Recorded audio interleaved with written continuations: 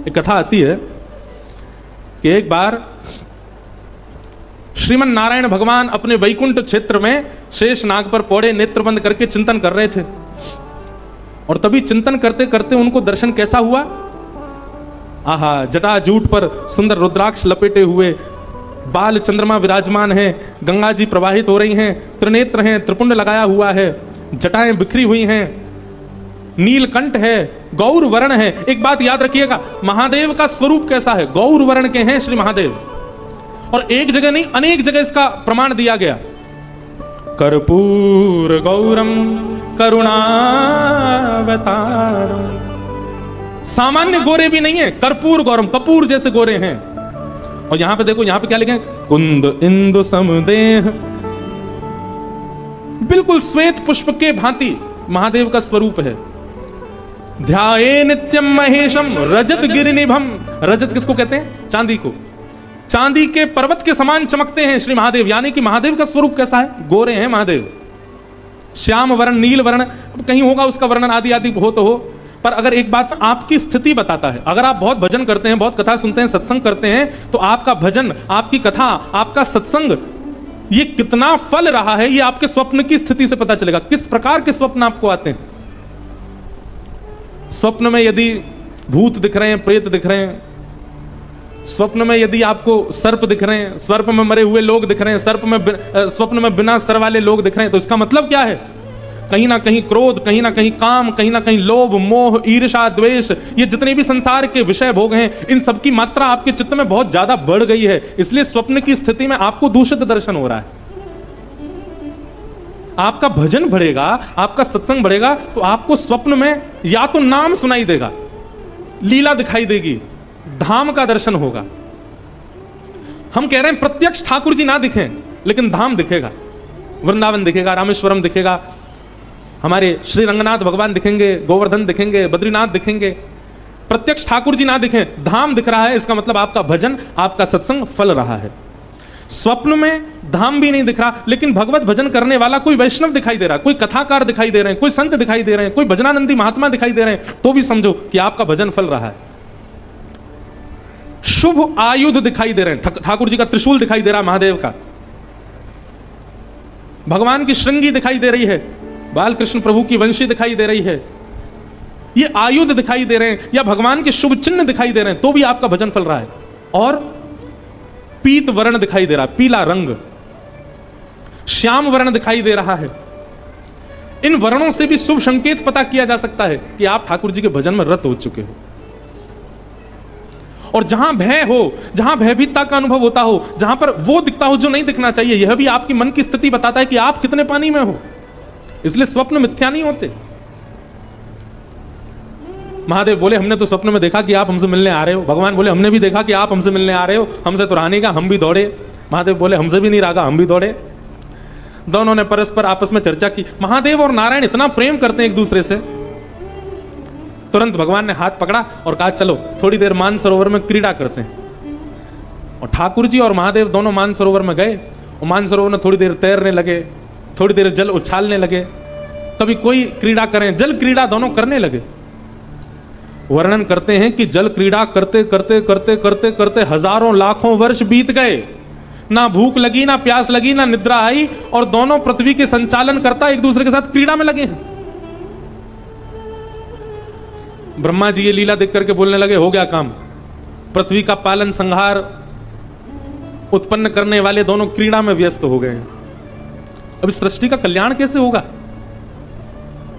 अच्छा, दोनों इतने तत्पर होकर के क्रीड़ा कर रहे थे कि कोई बीच में उनको रोकने जाए भी तो पहले घबरा जाए, बोले कहीं इन्होंने अगर गुस्सा में हमको देख लिया तो हमारा तो होगा, गोविंदाय नमो नमः हो जाएगा। तो महादेव ब्रह्मा जी इंद्र से कहें तुम जाओ, इंद्र कहें बोले मैं क्यों जाऊं। वरुण देव को भेज दो, वरुण देव कहें मैं क्यों जाऊं। पवन देव को भेज दो, पवन बोले मैं क्यों जाऊं। सबको अपना जीवन प्यारा। बोले इन दोनों के कार्य में विक्षेप डालने का मतलब है कि अपने जीवन से हाथ धोना। ब्रह्मा जी बोले वो सब तो ठीक है, लेकिन इन दोनों को रोका नहीं गया तो सृष्टि का पालन कैसे होगा? हजारों युक्तियां सोच ली, लेकिन किसी भी कारण से, किसी भी प्रकार से महादेव और ठाकुर जी इतने तत्पर होकर के खेल रहे हैं कि उनकी क्रीड़ा रुकी ही नहीं। तभी ब्रह्मा जी ने आवाहन किया, किनका?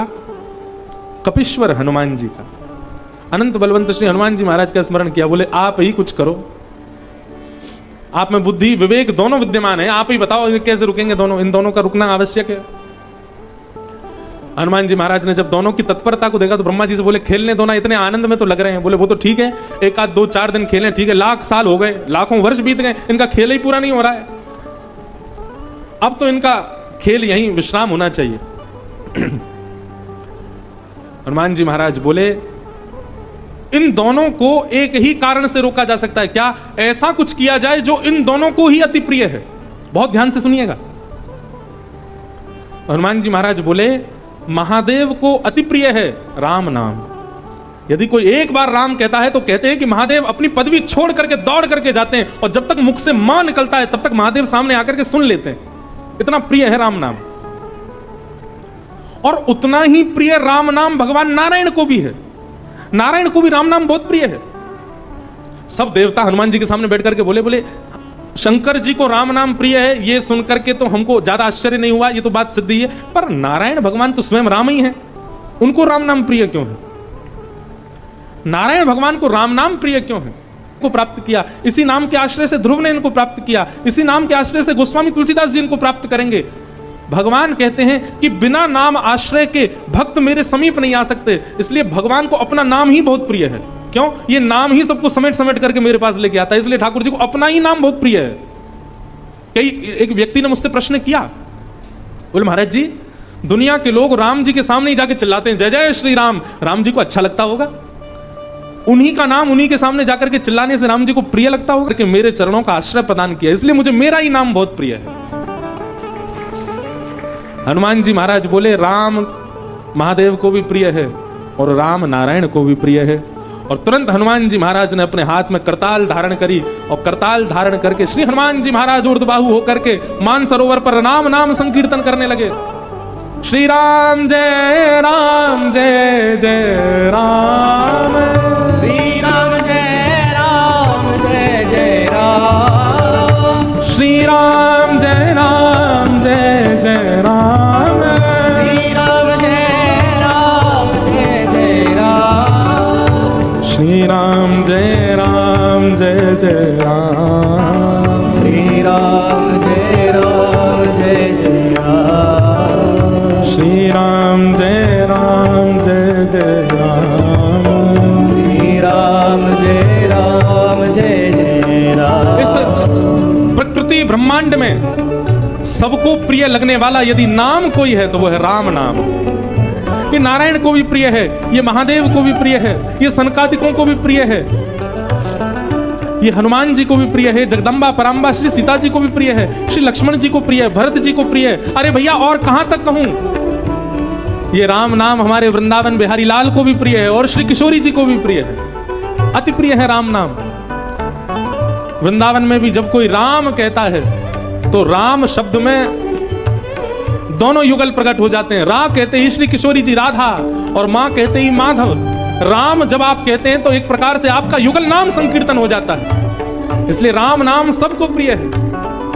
श्री राम जय राम जय जय राम, श्री राम जय राम जय जय राम, श्री राम जय राम जय जय राम, श्री राम जय राम जय जय राम, श्री राम जय राम जय जय राम, श्री राम जय राम जय जय राम, श्री राम जय राम जय जय राम, श्री राम जय राम जय जय राम, श्री राम जय राम जय जय राम, श्री राम जय राम जय जय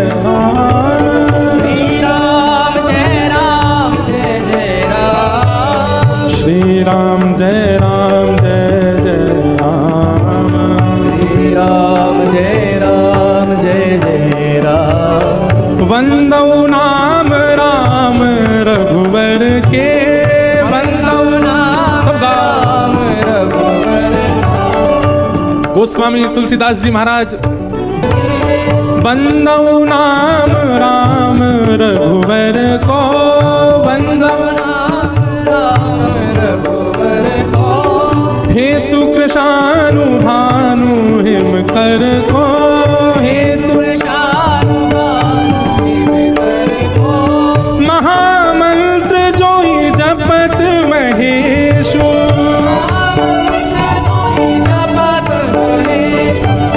महामंत्र जोई जपत महेशु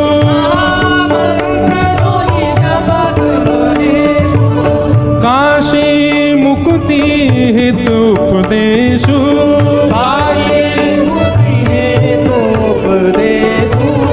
जानी आदि कवि नाम प्रताप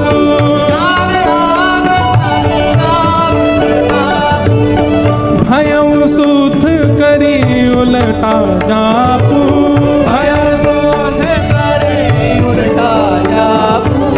सहस नाम सम सुन शिववाणी सहस नाम सब सुन शिवानी जप जय पिय संग भवानी जप जय पिए संग भवानी हे श्री राम जय राम जय जय राम राम जय राम जय जय राम श्री राम जय राम जय जय राम राम जय जय राम हर्ष हेतु हेरी हर ही को हर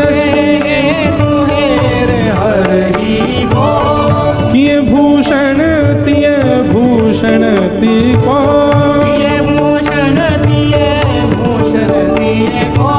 नाम प्रभाव जान शिवनी को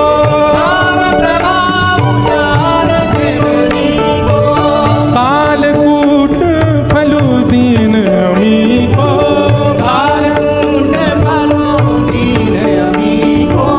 श्री राम जय राम जय जय राम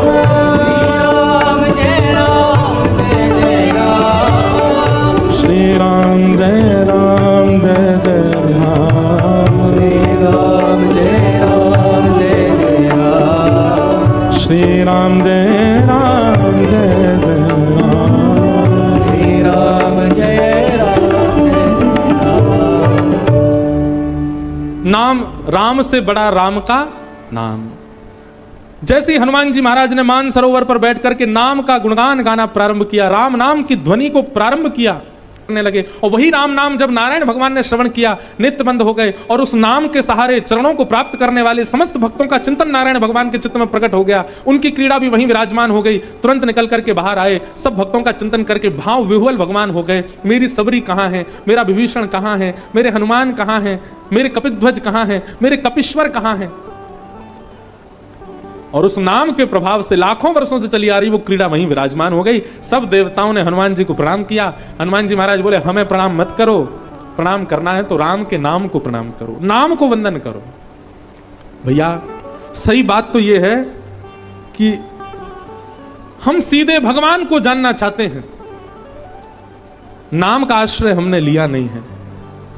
सही बात तो यह है कि नाम का आश्रय ले लीजिए, नाम ही आपको ठाकुर जी को जना देगा। नाम में इतनी सामर्थ्य है, नाम इतना श्रेष्ठ है।